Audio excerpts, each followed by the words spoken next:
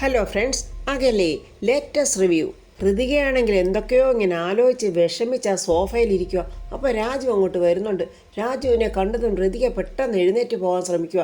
രാജു ഋതികയുടെ കയ്യെ പിടിച്ച് അവിടെ നിർത്തിയിട്ട് അവിടെ നിൽക്കി. ഇതിങ്ങനെ മുന്നോട്ട് കൊണ്ടുപോകാൻ പറ്റില്ല, എനിക്ക് നിന്നോട് സംസാരിച്ചേ പറ്റൂ.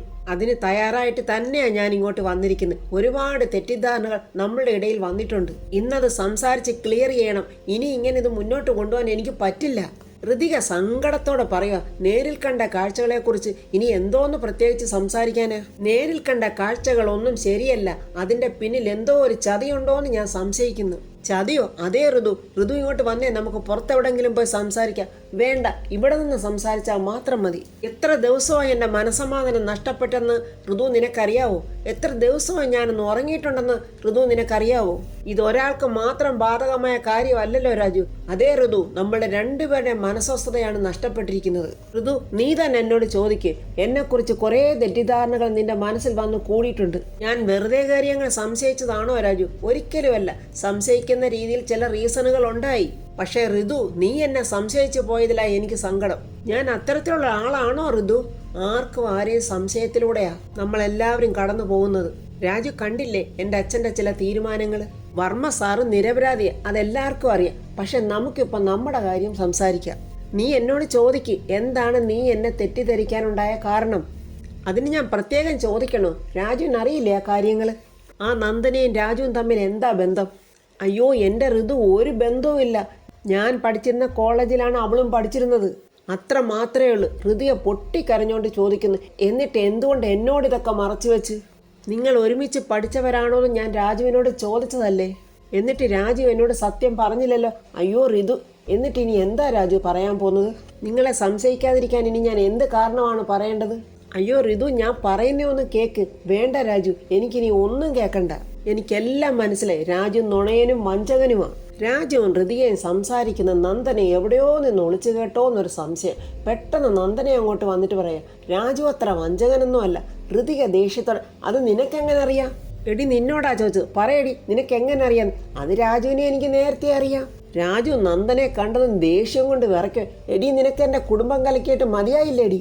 രാജുവിനെ നോക്കി പൊട്ടിക്കരഞ്ഞുകൊണ്ട് ഋതിക, ഇതിൽ കൂടുതലിന് ഞാൻ എന്ത് സംശയിക്കാനാ രാജു എന്ന് പറഞ്ഞിട്ട് ഋതികയെ ഓടിപ്പോവുക. അടിച്ചവിടെ ചെവിക്കുറ്റി പൊട്ടിക്കണമെന്നുണ്ട് രാജുവിന് നന്ദനയുടേത്. രാജു ദേഷ്യത്തോടെ ചോദിക്കുന്നു, നീ പഴയ പ്രതികാരം വീട്ടുവാണ് അല്ലേടി? അയ്യോ രാജു എന്നെ തെറ്റിദ്ധരിക്കല്ലേ? അങ്ങനെ പറഞ്ഞിട്ട് രാജു അങ്ങോട്ട് പോകുമ്പോൾ നന്ദന ചിരിച്ചോണ്ട് മനസ്സിൽ പറയാ, അതേടാ, പ്രതികാരം തന്നെ. ഈ നന്ദന തുടങ്ങിയതേ ഉള്ളു. ഋതികയാണെങ്കിൽ ചങ്ക് പൊട്ടി കരഞ്ഞുകൊണ്ട് പത്മാവതിയുടെ അടുത്തോട്ട് അമ്മേന്നും പറഞ്ഞ് വിളിച്ചോണ്ട് വന്ന് കെട്ടിപ്പിടിക്കുക. അയ്യോ എന്താ മോളെ, എൻ്റെ മോക്ക് എന്തു പറ്റി? എന്താണെങ്കിലും അമ്മയോട് തുറന്നു പറ മോളെ. ഋതിക ഒന്നും പറയാതെ പൊട്ടിക്കരയുക. മോളെ, നിനക്ക് എന്താ പറ്റിയെന്ന് അമ്മയുടെ കാര്യം തുറന്നു പറ മോളെ. പക്ഷെ ഋതിക ഒന്നും പറയുന്നില്ല. ഈ സമയം പ്രതാപൻ റൂമിൽ ഏതോ മാഗസിനോ ബുക്കോ വായിച്ചുകൊണ്ടിരിക്കുക. അംബികക്കള്ളി അങ്ങോട്ട് ഒളിഞ്ഞു നോക്കിയിട്ട് വരുന്നുണ്ട്. ഇവളുമാരുടെ സമാധാനം തകർക്കണമെങ്കിൽ ആ ചാരിറ്റബിൾ ട്രസ്റ്റിന്റെ അഗ്രിമെന്റ് ഉടനെ നടക്കണം. അതിന് സംയുക്തി ഇവിടെ വരികയും വേണം. ഇവനെ കൊണ്ട് അതിനൊക്കെ സമ്മതിപ്പിക്കുകയും വേണം. ഇവൻ എന്തോന്നാ ഇത്ര വായിക്കുന്നേ? ഏതാണ്ട് പുസ്തകമാണല്ലോ വായിക്കുന്നേ. ഇവൻ വായിച്ച് അറിവ് നേടാൻ ഇവൻ ആരാ? രവീന്ദ്രനാഥ ടാഗോറും. അങ്ങനെ അംബിക ജാടവിദ്യയും അഭിനയും ഒക്കെ കാഴ്ചവെച്ചുകൊണ്ട് താൻ്റെ പ്രതാപാ മോനെ എന്നും വിളിച്ചുകൊണ്ട് പ്രതാപൻ്റെ അടുത്തോട്ട് പോവുക. ഒന്നും അറിയാത്ത പഞ്ചപാവമായ പ്രതാപൻ പറയാ, വാ ചേച്ചി. മോനെ, നീ ഇപ്പോൾ വല്ല തിരക്കിലോ മറ്റോ ആണോ? എന്ത് തിരക്കാ ചേച്ചി, അതും ഈ രാത്രിയിൽ? മോനെ, ആ സിസ്റ്റർ പവിത്ര ഇങ്ങോട്ട് വിളിച്ചു വരുത്തി നമുക്ക് ആ അഗ്രിമെന്റ് സൈൻ ചെയ്യിക്കണ്ടേ? എന്നാൽ നാളെ തന്നെ പവിത്രയോട് ഇങ്ങോട്ട് വരാൻ പറയട്ടെ മോനെ. ചേച്ചിയുടെ പുന്നാര മോൻ മന്ദബുദ്ധിയായ പ്രതാപൻ പറയുക. ആ പറഞ്ഞോ ചേച്ചി, ഇവിടെ വെച്ച് തന്നെ അഗ്രിമെന്റ് നടത്തണം. അതാ അതിൻ്റെതായ ഒരു ഐശ്വര്യം. അതിനെന്താ ചേച്ചി, അതൊക്കെ ചേച്ചിയുടെ ആഗ്രഹം പോലെ നടക്കട്ടെ. എന്നാൽ ശരി മോനെ എന്നും പറഞ്ഞ് 32 പല്ലും പുറത്ത് കാണിച്ച് ചിരിച്ചിട്ട് അമ്പികക്കള്ളി അങ്ങ് പോവുക. ഇനി ഈ സന്തോഷ വാർത്ത ഋതിക പറഞ്ഞ ഋതിയെ ഒന്ന് എരികേറ്റണമല്ലോ. അങ്ങനെ അംബിക തൻ്റെ ഋതികയുടെ മുറിയിലോട്ട് വരിക. എടി, നീ ആകെ കത്തി എരിഞ്ഞ് പുകഞ്ഞ് നിൽക്കുവാന്ന് എനിക്ക് നന്നായിട്ടറിയാം. എന്നാൽ അതിനിടയ്ക്ക് ഞാൻ വേറൊരു കാര്യം കൂടെ നിന്നെ അങ്ങോട്ടങ്ങ് അറിയിച്ചേക്കാം. അതത്രയ്ക്ക് ആശ്വാസമുള്ള ന്യൂസാണെന്നൊന്നും വിചാരിക്കണ്ട. വേനൽ വരുന്ന മഴയാണെന്ന് നീ കരുതുകയും വേണ്ട. എടി അംബികെ, ഈ ഫ്ലാഷ് ന്യൂസൊക്കെ പറയാൻ നീ എന്നാടി മീഡിയക്കാരിയായത്? അയ്യോ എൻ്റെ ഋതു, ഇത് പബ്ലിക് ന്യൂസ് ഒന്നുമല്ല, അത് ഈ കുടുംബത്തിലെ ന്യൂസാ. കോവിലകം ന്യൂസ്. നിന്റെ അച്ഛൻ പ്രതാപനെ ആ സംയുക്തയുമായിട്ട് ചാരിറ്റബിൾ ട്രസ്റ്റിന്റെ അഗ്രിമെന്റ് സൈൻ ചെയ്യാൻ പോന്നു. ഒരു കളിയാക്കലോടെ ഋതിയോട് അവള് പറയാ, ഈ അഗ്രിമെന്റിന് ഒരു പുതുമയുണ്ട്. അതെന്താണെന്നറിയോ? ആ അഗ്രിമെന്റ് സൈൻ ചെയ്യുന്ന ഈ മനോഹരമായ ഈ ഭവനത്തിൽ വെച്ച. എടി അംബികെ, നീ കൂടുതൽ ഷൈൻ ചെയ്യുകയും വേണ്ട, പത്തി വിടർത്തി ഇതിനകത്ത് കിടന്ന് ആടുകയും വേണ്ട. ഈ വീട്ടിൽ വെച്ച് ആ അഗ്രിമെന്റ് നടക്കില്ല. നടക്കുമല്ലോ, അത് ശ്രീമാൻ പ്രതാപവർമ്മയുടെ തീരുമാനമാണ്. എൻ്റെ അനിയൻ പ്രതാപവർമ്മയുടെ തീരുമാനങ്ങളൊക്കെ നടപ്പിലാക്കാതെ അവൻ അടങ്ങില്ല. അതിനെ ആ പ്രതാപവർമ്മയുടെ മകളാണ് ഈ ഋതികയെങ്കിൽ ഇത്രേ പറഞ്ഞപ്പോഴ അംബിക ചാടിക്കേറി പറയാം, അതിന് പ്രതാപവർമ്മയുടെ മകളല്ലല്ലോ നീ. എടി, ഇനിയും നീ ഇങ്ങനത്തെ മര്യാദകേട് പറഞ്ഞാൽ ഇവിടെ വെച്ച് തീർക്കുന്നുണ്ട് ഞാൻ. അപ്പോൾ രാജു അങ്ങോട്ട് വന്നിട്ട്, ഋതു വേണ്ട, അംബിക എന്തിനും തുനിഞ്ഞു നിൽക്കുവാന്നൽ. എടി, നീ എന്തൊക്കെ പറഞ്ഞാലും എത്ര കിടന്ന് തുള്ളിയാലും ആ അഗ്രിമെൻ്റ് ഉണ്ടല്ലോ ഈ വീട്ടിൽ വെച്ച് തന്നെ നടത്തും. നിനക്ക് ധൈര്യം ഉണ്ടെങ്കിൽ തടയാമെങ്കിൽ തടയടി, കളി ലൈവായിട്ട് തന്നെ കാണാമല്ലോ. അത്രയൊക്കെ പറഞ്ഞ് ഋതിയൊക്കെ സമാധാനക്കേട് കൊടുത്തിട്ട് അംബിക അങ്ങ് പോവാ. രാജു പറയാ, ഋതു ഇപ്പോഴത്തെ സിറ്റുവേഷൻ വേണ്ട, എനിക്ക് രാജുവിൻ്റെ ഒന്നും കേൾക്കണ്ട, എന്നെ അഡ്വൈസ് ചെയ്യാൻ ആരും വരണ്ട, എൻ്റെ കാര്യം നോക്കാൻ എനിക്കറിയാം. ആകെ തകർന്ന് രാജു ഋതു എന്നിങ്ങനെ വിളിക്കുക. വേണ്ടാന്നല്ലേ പറഞ്ഞത്, എല്ലാവരും എനിക്ക് നന്നായിട്ട് അറിയാം. ഋതിയെ സങ്കടത്തോടെ നോക്കിയിട്ട് രാജു അങ്ങ് പോവുക. ആ സമയത്ത് ഋതിയയ്ക്ക് ഒരു ഫോൺ കോൾ വരുന്നുണ്ട്. നമ്മുടെ കുടുംബം കലക്കി സാവിത്രിയാണ് ഋതിയെ വിളിച്ചത്. ഋതുമോളെ, ഞാനാ സാവിത്രി. ആ പറഞ്ഞോ ആൻറ്റി, എന്താ വിശേഷം? ശ്രീലക്ഷ്മിക്ക് ഭ്രാന്ത് വരാനേ ആ രുക്മിണി ഒരു പൊടി കലക്കി കൊടുത്തില്ലായിരുന്നോ? വല്യമ്മയെ ചികിത്സിച്ച് മാറ്റുകയും ചെയ്തല്ലോ. എന്നാലേ ആ രുക്മിണി ആ പൊടി സംഘടിപ്പിച്ച സ്ഥലത്തെപ്പറ്റി എനിക്ക് ചില ന്യൂസ് കിട്ടിയിട്ടുണ്ട്. ഞാൻ അതിൻ്റെ ഉറവിടം തിരക്കി പോവുകയാണ്. അതിനെന്താ ചേച്ചി പോയിട്ട് വാ. അത് മോളെ, കുറച്ച് പണച്ചെലവുണ്ടേ, യാത്രാ ചെലവും പിന്നെ അവിടെ ദക്ഷിണയും കൊടുക്കണം. അതിനെന്താ ചേച്ചി, അതിനുള്ള പൈസ ഞാൻ അയച്ചു തരാം എന്ന് പറഞ്ഞവർ ഫോൺ കട്ട് ചെയ്യുവാണ്. ഋതിക പത്മാവതിയുടെ അടുത്ത് ചെന്നിട്ട് വളരെ ദേഷ്യത്തോടെ പറയും, അമ്മേ, ഇത് ഞാൻ സമ്മതിക്കില്ല, ഇവിടെ ഞാൻ ഒന്നും നടത്തത്തില്ല. മോളെ, അവരെന്ത് വേണമെങ്കിലും ചെയ്തോട്ടെ, എൻ്റെ മോള് വെറുതെ വഴക്കിനൊന്നും പോവല്ലേ. ഇതങ്ങനെ വെറുതെ ഒന്നും വിട്ടുകൊടുക്കാൻ പറ്റില്ലമ്മേ. മോളെ, പ്രതാപേട്ടൻ നിൻ്റെ അച്ഛനാ, അത് നീ മറക്കല്ലേ. അച്ഛനോട് വഴക്കും തർക്കുത്തരം പറയുന്നത് ഒന്നും ശരിയല്ല.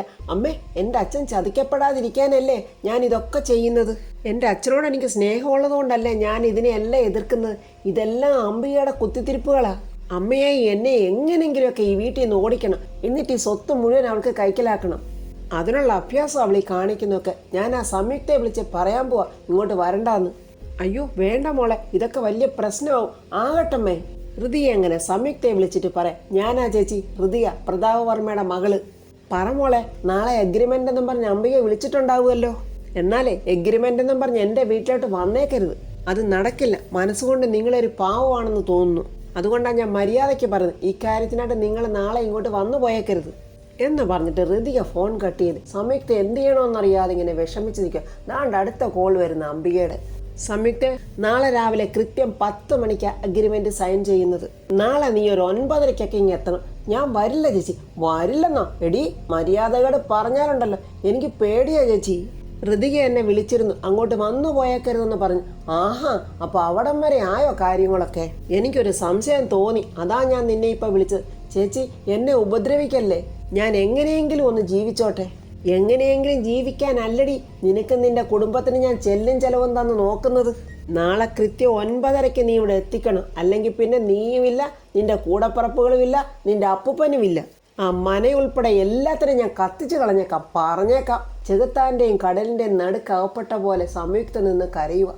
അംബികയുടെയും രുക്മിണിയുടെയും ആ കള്ള മന്ത്രവാദിന്റെ അടുത്ത് നമ്മുടെ സാവിത്രി വന്നിരിക്കുക. മന്ത്രവാദിനി എങ്ങനെ ചുടലഭദ്രകാളിയെ നമ്മ എന്നൊക്കെ പറഞ്ഞ് വരുന്നവർക്ക് ഒരു ഭീകര അന്തരീക്ഷം ഉണ്ടാക്കുന്ന പോലൊക്കെ പറയുന്നുണ്ട്. ചുടലയെ മുതല പിടിക്കുവോ മുതലയെ ചുടല പിടിക്കുവോ എന്നൊന്നും അറിയില്ല. നല്ല ഒന്നാന്തരം ആളാണ് വന്നിരിക്കുന്ന സാവിത്രി. നമസ്കാരം സ്വാമിനി എന്നൊക്കെ വിളിച്ചുകൊണ്ടാണ് നമ്മുടെ സാവിത്രിയുടെ രംഗപ്രവേശനം. ഞാൻ മണിമേടയിൽ സാവിത്രി കൊട്ടാരം തങ്കച്ചിന്നും വിളിക്കും. ഈ പാറക്കണ്ണം മണ്ടോദരി സ്വാമിനി തന്നെയാണോ? മന്ത്രവാദിനി പറയാം, ഡോക്ടർ മണ്ടോദരി എന്ന് പറ. പാറക്കാടൊക്കെ അങ്ങ് മാഞ്ഞുപോയി. ഡോക്ടറെ, ഞാൻ അവിടുത്തെ മുഖം കാണിക്കാനാണ് ഇങ്ങോട്ട് വന്നത്. അവലക്ഷണം കെട്ട മുഖമാണെന്ന് ശബ്ദം കേട്ടപ്പോഴേ എനിക്ക് മനസ്സിലായി. ഗൗരവത്തിൽ മന്ത്രവാദിനി പറയാം, ചമ്രം പണിഞ്ഞ അവിടെ ഇരിക്കൂ. അയ്യോ, എനിക്ക് മനസ്സിലായില്ല, എന്തോ പണിഞ്ഞ? ചമ്രം പണിഞ്ഞവിടെ ഇരിക്കാൻ. ഈ മന്ത്രവാദിനെ വിറ്റ കാശ് നമ്മുടെ സാവിത്രിയുടെ കയ്യിലുണ്ട്. സാവിത്രി കയ്യിൽ മൊബൈൽ വെച്ചിട്ടുണ്ട്. ക്യാമറ ഓൺ ചെയ്ത് വെച്ചിരിക്കുവാണോ എന്ന് സംശയമുണ്ട്. നിങ്ങൾ വന്ന കാര്യം എന്താന്ന് വെച്ചാൽ പറയൂ. അയ്യോ, ഞാൻ വന്നതേ നമ്മുടെ പലിശക്കാരി രുക്മിണി പറഞ്ഞിട്ട് വന്നതാ. ആഹാ, അത് കേട്ടപ്പം നമ്മുടെ മന്ത്രവാദിനിക്ക് ഒരു സന്തോഷവും ഒരു ചിരിയൊക്കെ. രുക്മിണി എന്തോ പറഞ്ഞ്? രുക്മിണിയുടെ മരുമകളെ വട്ടാക്കാൻ വേണ്ടി ഡോക്ടർ പാറക്കണ്ടം ഒരു മരുന്ന് കൊടുത്തില്ലായിരുന്നോ? അതുപോലെ തന്നെ എൻ്റെ മരുമകൾക്കിട്ട് ഒരു പണി കൊടുക്കണം. അതിനെന്താ, ഞാനിത് അമ്മായിയമ്മമാർക്ക് വേണ്ടി തുറന്നു വെച്ചിരിക്കുന്ന മഹത്തായ ഒരു സ്ഥാപനമാണിത്. മരുമകളെയൊക്കെ ഒതുക്കാൻ. കൊട്ടാരം തങ്കച്ചി പറ, നിങ്ങളുടെ മരുമകളെ ഒതുക്കാൻ ആ മരുന്ന് വേണോ? എനിക്കത് വേണം. അവൾ വല്ലാത്ത പ്രശ്നക്കാരിയാ. 5 ദക്ഷിണയും 5000 രൂപയുമാണ് പ്രതിഫലം. അതിനെന്താ, അതൊക്കെ ഞാൻ തരാം. ഈ 5 ദക്ഷിണ ആർക്കൊക്കെയാ? അറുകൊലയച്ഛൻ, മക്കക്കണ്ടൻ, മാടനച്ഛൻ. അയ്യോ, എന്താ പറഞ്ഞ? പുത്തങ്കണ്ടത്തിലോ? പുത്തങ്കണ്ടത്തിലും പഴവങ്ങാടിയൊന്നും അല്ല, മത്തക്കണ്ടത്തിൽ മാടനച്ഛൻ, ശീരുവാണി മറുത, ആനവാരി മർക്കടൻ, വേൽപ്പുഴു കുട്ടുവൻ. ഈ 5 പിശാചുക്കൾക്കുമാണ് ദക്ഷിണ. പിന്നെ 5000 രൂപ മയക്കുമരുന്നിന് പ്രതിഫലം. എന്നാൽ ഓക്കെ സ്വാമിനി, ഞാൻ സമ്മതിച്ചു. എന്നാൽ ദുർമന്ത്രം ചൊല്ലി പൊടി ഞാൻ അങ്ങോട്ട് ആവാഹിച്ചു തരാം. എന്നാ തങ്കച്ചി മരുമകളുടെ പേര് പറ. എൻ്റെ മരുമകളുടെ പേര് ചെല്ലമ്മ. ആഹാ, അവളപ്പോൾ തങ്കച്ചിയുടെ വലിയ ശല്യക്കാരിയാണോ? അയ്യോ എൻ്റെ സ്വാമിനി, ശല്യമാണോന്ന് ചോദിച്ചാൽ അവൾ എനിക്ക് പാൽപ്പായസത്തിൽ എലിവിഷം വരെ കലക്കി തന്ന് കൊല്ലാൻ നോക്കിയതാ. അങ്ങനെയാണെങ്കിൽ അവളെ കൊല്ലണം. ഒട്ടും കുറവില്ലാത്ത ഓരോ തുകകളും ഇവിടെ ദക്ഷിണയായിട്ട് വെച്ചോ. തുകകൾ കുറയരുത്, ദുർഭൂതങ്ങളാ. അവർ പിന്നെ എന്തൊക്കെ കാട്ടിക്കൂട്ടുമെന്നൊന്നും പറയാൻ പറ്റില്ല. ഹൃതിയെ കൊടുത്ത പൈസയാണെന്ന് തോന്നുന്നു സാവത്രി ദാണ്ട് അവിടെ ദക്ഷിണയായിട്ട് വെക്കുന്നുണ്ട്. മന്ത്രവാദിനിക്ക് വലിയ സന്തോഷമായി. എങ്കിലാ ദുർഭൂതത്തെ ഞാൻ ഈ പൊടിക്കാത്തൊരു ജപിച്ച് കയറ്റട്ടെ. തങ്കച്ചി പ്രാർത്ഥനയോടുകൂടി ഇരുന്നോള്. നമ്മുടെ സാവത്രി ഇതെല്ലാം വീഡിയോ എടുക്കുവാൻ. കള്ളി മന്ത്രവാദിനി ഇതൊന്നോട്ട് അറിയുന്നതുമില്ല. നിന്നെ ഇതോടുകൂടി ഞാൻ ശരിയാക്കി തരാവടി എന്നും പറഞ്ഞ് നമ്മുടെ സാവത്രി അവിടെ ഇരിക്കുക. എന്തൊക്കെയോ പൂജകളും ഹോമകുണ്ടത്തിലോട്ട് എന്തൊക്കെയോ എറിയുകയൊക്കെ ചെയ്യുന്നുണ്ട്. എന്നിട്ട് മന്ത്രവാദിനി സാവത്രിയോട് പറയാം, തങ്കച്ചി ഞാൻ പറഞ്ഞ ചെറിയ ലഘു മന്ത്രങ്ങൾ ഒന്ന് പറയണം. അയ്യോ, കടിച്ചാൽ പൊട്ടാത്ത വാക്കുകളൊക്കെ ആണെങ്കിൽ എനിക്ക് ചൊല്ലാൻ വളരെ പ്രയാസമാ. പല്ലൊക്കെ എൻ്റെ ഇളകിയിരിക്കുക.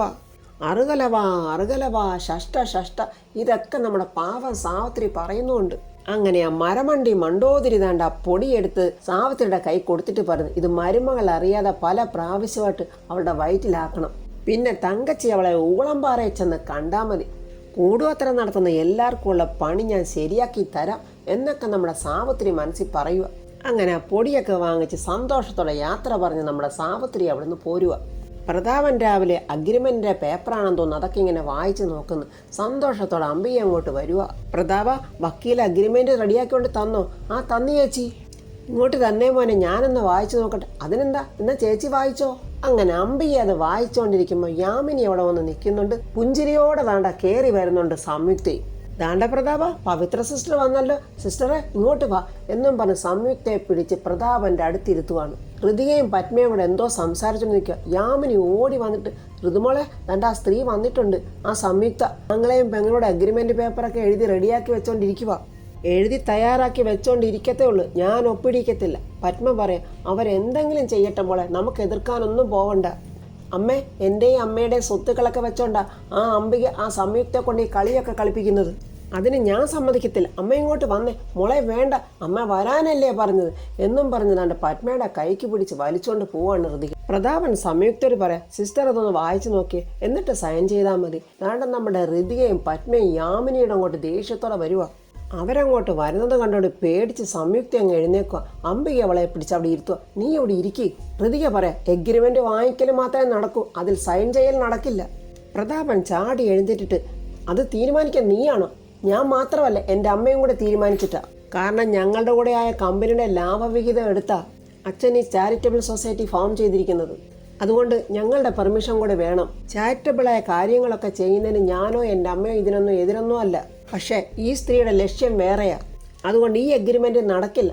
പ്രതാപൻ ദേഷ്യത്തോടെ പറയാം, ഈ എഗ്രിമെന്റ് നടക്കും, നടത്തിക്കും. ഇല്ലെങ്കിൽ എൻ്റെ പേര് പ്രതാപ് വർമ്മയെന്നല്ല. ഈ സ്ത്രീക്ക് ഇതിന്റെ ചാർജ് കൊടുക്കാൻ ഞാൻ സമ്മതിക്കില്ല. നിന്റെ സമ്മതം ഇവിടെ ആർക്ക് വേണം? അഗ്രിമെന്റ് സൈൻ ചെയ്ത് ഈ സ്ഥാപനം മുന്നോട്ട് കൊണ്ടുപോകാൻ പറ്റുമോന്ന് ഞാനൊന്ന് നോക്കട്ടെ. അച്ഛൻ്റെ ജീവൻ രക്ഷിച്ച സിസ്റ്റർ പവിത്ര വേറെയാ. ഋതിക അങ്ങനെ പറഞ്ഞത് കേട്ട് പ്രതാപനൊന്നും ഞെട്ടി. അതിനേക്കാളൊക്കെ ഉപരി തണ്ട അംബികയും ഞെട്ടി, സംയുക്തയും ഞെട്ടി. ആ സിസ്റ്റർ പവിത്ര ഇവരല്ലച്ച. പത്മയ്ക്കാകെ വെപ്രോള്. അയ്യോ, സിസ്റ്റർ പവിത്ര ഞാനാണെന്നെങ്ങാണോ ഇനി പ്രതാപേട്ടനോട് മോള് പറയുവോ? അയ്യോ എൻ്റെ ഭഗവാനെ, എല്ലാം കുഴയുവോ. അംബികയ്ക്കാകെ വെപ്രോളമായി. അച്ഛൻ സിസ്റ്റർ പവിത്രയുള്ള സെന്റിമെന്റ്സ് വെച്ച് ഇവരെല്ലാം എൻ്റെ അച്ഛനെ ചതിക്കുക. സംയുക്ത വിറയ്ക്കാൻ തുടങ്ങി. ദൈവമേ, ചീറ്റിങ്ങിന്റെ പേരിൽ വർമ്മ സാർ എന്നെ പിടിച്ച് പോലീസിൽ കൊടുക്കുവോ? എൻ്റെ ഈശ്വര, എന്നെ രക്ഷിക്കണേ എന്നൊക്കെ സംയുക്ത പ്രാർത്ഥിക്കുന്നുണ്ട്. ഹൃദയ പറയാം, അച്ഛാ ഇവരല്ല സിസ്റ്റർ പവിത്ര. നീ എന്താ പറയുന്നത്? ഇവരല്ല സിസ്റ്റർ പവിത്രയെന്നോ? നിനക്കെന്താ തലയ്ക്ക് സുഖമില്ലേ? എടാ പ്രതാപ മോനെ, ഞാൻ പറഞ്ഞില്ലേ ഇവക്ക് പ്രാന്താ. ഇവളെ പിടിച്ച് പെട്ടെന്ന് പ്രാന്താശുപത്രി കൊണ്ടാക്ക്. ഇത്രയും നേരം മിണ്ടാന്ന് എല്ലാം കേട്ട പത്മയ്ക്ക് ദേഷ്യം വരും. പ്രാന്ത് നിനക്കാടി, സ്വത്തിനോടുള്ള പ്രാന്ത്, എല്ലാം വെട്ടിപ്പിടിക്കാനുള്ള പ്രാന്ത്. എല്ലാം വെട്ടിപ്പിടിച്ച് സ്വത്തെല്ലാം സ്വന്തമാക്കാൻ നീ ശ്രമിച്ചതിനിടയിൽ എത്ര പേരുടെ ജീവിതമാണ് നീ തകർത്തത്? എത്ര പേരെയാ നീ കൊന്നത്? എന്നെയും എൻ്റെ മകളെയും എൻ്റെ മരുമകനെയും നീ കൊല്ലാൻ ശ്രമിച്ചില്ലേ? ഇനി ഈ മനുഷ്യനെ കൂടെ കൊന്നാലേ നീ അടങ്ങത്തുള്ളോ? അതിന് ഞാൻ സമ്മതിക്കില്ലടി. ആ മരമണ്ടൻ പ്രതാപൻ പറയാം, നീ ഇവിടെ മിണ്ടരുത്, നിന്റെ ഒച്ച ഇവിടെ കേട്ടുപോകരുത്. ഇനിയും പ്രതാപന്റെ മുന്നിൽ പത്തി മടക്കി നിൽക്കാൻ പത്മ തയ്യാറില്ല. ഞാൻ എൻ്റെയും കൂടെ അവകാശപ്പെട്ട വീട്ടിൽ നിന്നാണ് സംസാരിക്കുന്നത്. നിങ്ങൾ എന്നെ അടിച്ചമർത്താൻ ഞാനിപ്പം നിങ്ങളുടെ ആരുമല്ല. ചി എന്തു പറഞ്ഞടി എന്നും പറഞ്ഞ് പ്രതാപൻ നാണ്ട ഒരൊറ്റടി പത്മയുടെ ചെവിക്കുറ്റിക്ക്. ഒരിക്കൽ നിന്നും പ്രതാപനിൽ നിന്ന് ആരും അത് പ്രതീക്ഷിച്ചില്ല. അംബികയാകെ ഒന്ന് ഞെട്ടി. ഇതെല്ലാം കണ്ട് നിലവിളിച്ച് എപ്പോഴോടാന്നും കരുതി സംയുക്ത ഇങ്ങനെ ഭയന്ന് നിൽക്കുക. ഒരു തെറ്റും ചെയ്യാത്ത തൻ്റെ അമ്മയെ പെങ്ങടെ വാക്കുകേട്ട് മാത്രം ജീവിക്കുന്ന ഈ പ്രതാപനെ, തൻ്റെ അമ്മയെ അടിച്ച പ്രതാപനെ ഹൃതിക വെറുതെ വിടുവോ? ദേഷ്യത്തോടെ പ്രതാപനെ നോക്കുവാണ്. അച്ഛ എന്നിങ്ങനെ അലറി വിളിക്കുമ്പോൾ നീ മിണ്ടിപ്പോരും, നിന്നെ കൊല്ലും ഞാൻ. പ്രതാപൻ അങ്ങനെ ഹൃതികയോട് പറഞ്ഞത് കേട്ടപ്പോൾ അംബികയ്ക്ക് അമ്പലപ്പുഴ പാൽപ്പായസം കുടിച്ച ഒരു സന്തോഷം. ഇതുവരെ ആരും പ്രതീക്ഷിക്കാത്ത ഒരു ട്വിസ്റ്റ്. വേണ്ട വർമ്മ സാറേ എന്നും പറഞ്ഞ് അലറിക്കൊണ്ട് നമ്മളെ വേണുവേട്ടൻ അങ്ങോട്ട് വരുവാണ്. ഈ കൈയുടെ ബലവും സാറിന്റെ 6 അടി 2 ഇഞ്ച് പൊക്കവും ഉറക്ക സംസാരിക്കാനുള്ള സാറിന്റെ നാവും പത്മയെ ചൂണ്ടിക്കാണിച്ചിട്ട് പറയാം, ഈ കൊച്ചിന്റെ അച്ഛന്റെ ദാനമാ. മനസ്സിലായില്ലേ വർമ്മ സാറേ? മഹാദേവ വർമ്മ സാറിന്റെ. അപ്പോൾ ഫ്രണ്ട്സ്, ഇത്രയും നാളും പാവത്തിനെ പോലെ പതുങ്ങിയിരുന്ന നമ്മുടെ വേണുവേട്ടൻ്റെ ആ ഒരു ശൗര്യം കണ്ടോ? ഇനിയാണ് അംബികയുടെ കള്ളത്തരങ്ങൾ ഓരോന്നായി ദാണ്ട നമ്മുടെ വേണുവേട്ടൻ തന്നെ പ്രതാപനോട് തുറന്നു പറയും. സത്യങ്ങളെല്ലാം പ്രതാപൻ മനസ്സിലാക്കും. എന്തായാലും അംബികയുടെയും മകൻ്റെയൊക്കെ ആ ജീവിതം അവിടെ നിന്നേക്കുമായി പടിയിറങ്ങേണ്ടി വരും. സിസ്റ്റർ പവിത്രയായിട്ട് വേഷം കെട്ടിയ സംയുക്തയുടെ ഗതി എന്താകും എന്നൊക്കെ നമുക്ക് നാളത്തെ റിവ്യൂവിൽ കാണാം.